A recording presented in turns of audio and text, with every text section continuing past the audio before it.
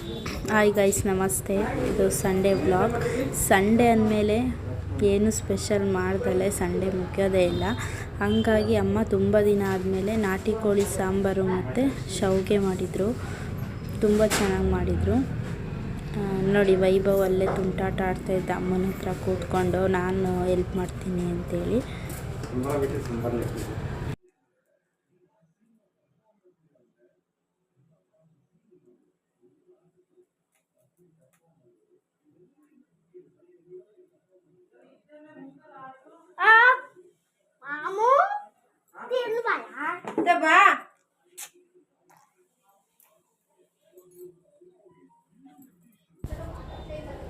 ಅಡುಗೆ ಎಲ್ಲ ಮಾಡಿ ಒಟ್ಟಿಗೆ ಕೂತ್ಕೊಂಡು ಊಟ ಮಾಡಿದ್ವಿ.